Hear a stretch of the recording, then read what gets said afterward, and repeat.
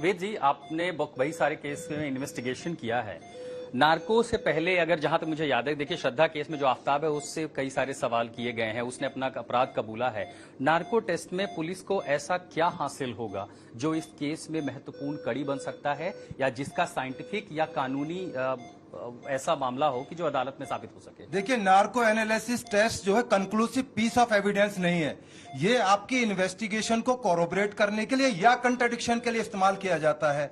During questionnaire जो उससे सवाल पूछे जाएंगे, उसके दौरान जो बताएगा, रिवील करेगा, उनके बिना पर कोई फैक्ट्स की रिकवरी होती है। जैसे चक्कू की रिकवरी होनी है, उसके हेड को आपने कहां थ्रो करा, बॉडी के डिफरेंट पार्ट्स को कहां भेजा, आपने उसके मरने के बाद में क्या आपका रिएक्शन था, बॉम्बे कब गए, आपने इससे पहले उसकी जो प्रीवियस उसकी जो हिस्ट्री थी, आप श्रद्धा को कैसे जानते। कुछ ऐसे सॉफ्ट क्वेश्चंस इनिशियली पूछे जाते हैं जिससे कि ये पता लगे कि ये अचेतन अवस्था में पहुंचा है या नहीं पहुंचा है। क्या ऐसा हो सकता है कि जो पुलिस के सामने आफ्ताब ने बयान दिए उनमें से मैनिपुलेट करने के लिए, गुमराह करने के लिए दिए हों, और नार्को टेस्ट में अगर उसने तब झूठ बोला, वही सवाल नार्को टेस्ट में वो सही तरीके से बता सके? हाँ, बिल्कुल, इसी की कंफर्मेशन करने के लिए, क्योंकि अदालतों में ये सवाल पूछे जाएंगे कि आपने टेस्ट के दौरान में किस प्रक्रिया से आप गुजरे, क्या आपने क्वेश्चंस किए, उसकी क्या रिकवरी हुई, फैक्ट्स की क्या रिकवरी हुई। अब जो क्वेश्चन है, सपोज करो आफ्ताब से पूछा जाए कि आपके फादर का नाम क्या आलम था, तो वो यदि बताएगा नहीं है, सही है, तो डिसाइड होगा कि अचेतन अवस्था में पहुंच गया है, नहीं पहुंच गया।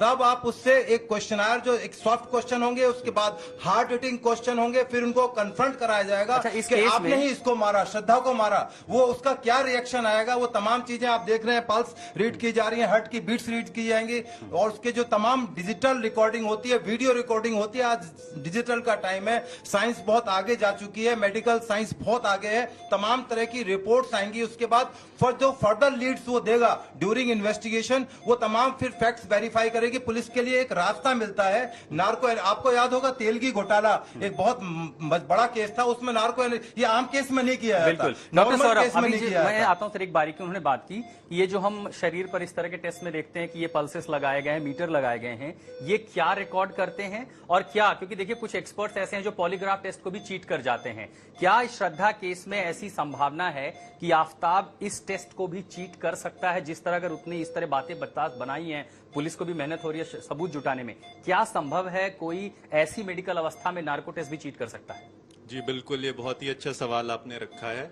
और ये पाया गया है कि कुछ इंडिविजुअल्स में ऐसी कैपेसिटी होती है कि वो नशे की अवस्था में, अचेतन अवस्था में भी झूठ बोलने की एक क्षमता रखते हैं। अगर उनसे सवाल पूछा जा रहा है तो उसको भी वो ब्लफ कर सकते हैं, भले ही वो नार्को टेस्ट के दौरान हो।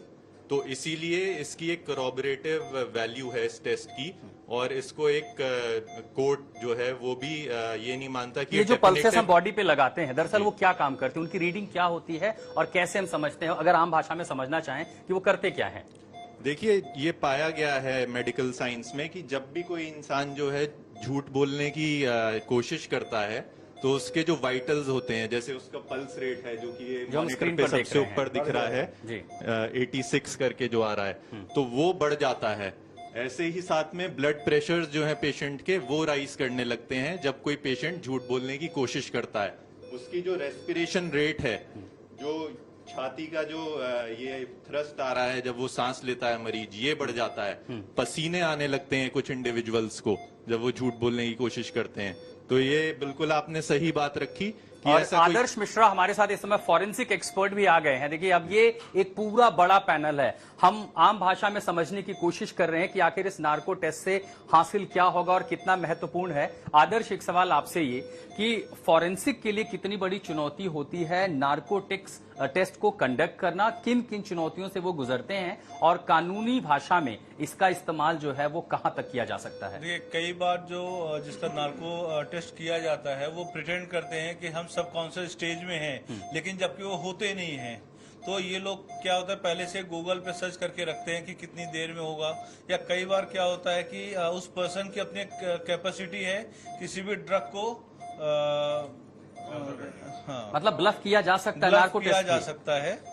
लेकिन देखो जो पहली बार जिसके साथ हो रहा है तो इतना चांसेस नहीं है कि वो कर पाएगा, बट देखो पॉसिबिलिटी उस चीज की बिल्कुल है। और अगर ऐसे केस होते हैं डॉक्टर पुनीत, तब मनोचिकित्सक का काम आता है कि अगर कोई पेशेंट ब्लफ कर रहा है नार्को टेस्ट, ये कैसे सुनिश्चित किया जाता है कि उस अवस्था में भी सही सवाल पूछ के सही जवाब निकलवाया जा सके? वही जो क्वेश्चन एक दफा हमने जो पूछा है उसी को घुमा फिरा करके 3-4 दफा पूछना पड़ता है, तो उससे उसका सही आंसर निकलने की संभावना ज्यादा बढ़ जाती है।